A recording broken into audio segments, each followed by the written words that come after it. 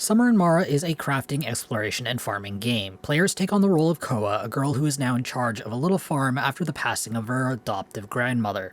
Koa is struck by the need for adventure, desiring to leave her tiny island and explore new places. Her wish comes true when a mysterious creature lands on her island and an evil alien corporation appears in Mara. The story is a sort of relaxed and heartwarming fare that is perfect for a player looking for a calm and enjoyable gaming experience. It is just as much about the journey as it is the completion. The writing rarely gets too heavy and is generally joyful and lighthearted. Getting to know the citizens of Mara is an important part of the game, and the people are mostly lovable, even if it takes a little time to warm up to them. Summer in Mara is a laid-back game that runs at the player's pace. The game mixes Harvest Moon with the island-hopping elements of Legend of Zelda: The Wind Waker. The world is set to a day-night schedule where players have a limited amount of energy to expend on whatever task they wish to do. While energy and hunger can be replenished with food, energy that is consumed at a faster pace as the evening wears on. Sleeping for the night will restore energy, but only sleeping in the comfort of home will bring Koa back to full energy in the morning. The farming and resource gathering gameplay is pretty standard fare. Players buy seed from the vendor, plant it in their plots, and harvest crops several days later. The plots are quite limited to begin with, as they can only be constructed in predetermined spots. Some of the spots are blocked in the beginning and can only be cleared as players progress through the story.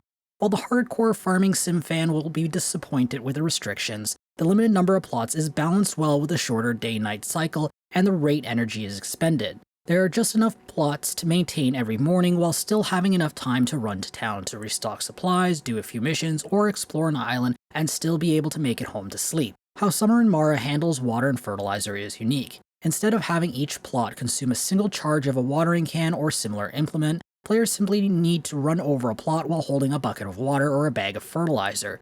Players do need to plan their path for maximum efficiency, as the bucket and fertilizer bag can only be carried for a limited number of steps. The system is an interesting twist, but I would have preferred to see the bucket and the bag last for a few more steps, so an extremely efficient route could hit all the plots. This would be a great way to reward skill while keeping the original design in mind.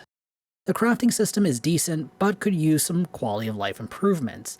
Players gain a large number of items to craft over the course of the game. The need to return home to craft is a bit restrictive and frustrating, especially when players need to take 2 boat rides to turn in the quest after. I would have preferred to have the ability to craft some simple recipes on the boat right away. I would have liked to also have seen the number of raw materials in my inventory when crafting instead of having to back out into the inventory to check. Finally, a faster way to craft missing raw materials for complex recipes would have been a great time saver, whether it meant automatically crafting the needed material or offering some sort of shortcut to access the missing material. The questing system is how Summer of Mara tells the story, but it also drives crafting progression forward.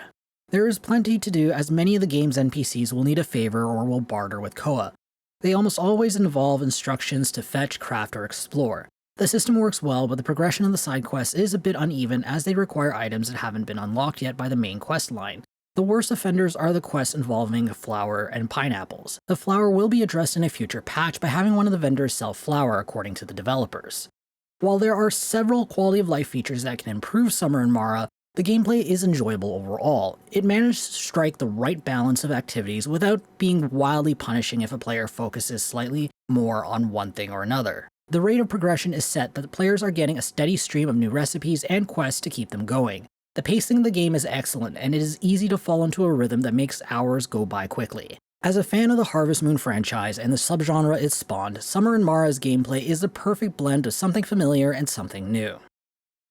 Summer in Mara has a bright and eye-catching animated look inspired by Studio Ghibli. Even the cutscenes are done in a similar anime style. The style, animation, and models are excellent. The only issue with the game's visuals is some of the smaller, more desolate islands, as they tend to look too similar and visually blend into a single mass. The audio experience in Summer in Mara has its ups and downs. The sound effects are good, but the volume of some sound effects is quiet compared to the rest of the game. The mining sound and the breaking boxes sound are the more extreme examples. The soundtrack is excellent. The music gently swings back and forth from relaxing tunes to uplifting songs. The problem is how the game decides to play music and when to stop. The game tends to choose a song, play the entire song, and then leave the player to contemplative silence until an event or location triggers the next track. The end of the track can be very abrupt. At the bare minimum, I would have preferred to hear the music fade out gently into silence, though I think music backing the entire game would have been ideal. Summer in Mara is perfect for anyone looking for a relaxed game paired with a colorful Studio Ghibli-inspired look. While the game does struggle with some odd quality of life issues, these are mild nuisances, not game-breaking experiences. I thoroughly enjoyed my time in Mara and only wish I could have stayed longer. I'm awarding the game 8 capsules out of 10. If you want to read this review, be sure to check out the link in the description or in the video's card. I hope to see you soon. This is Jamie from Capsule Computers, signing off. Hey YouTube, if you enjoyed this video, be sure to like it and subscribe to Capsule Computers for more awesome videos. If you're looking for more videos to watch, check out our review of Sludge Life here on the left. If you're looking for another crafting and exploration experience, check out our review of Dragon Quest Builders 2 here on the right.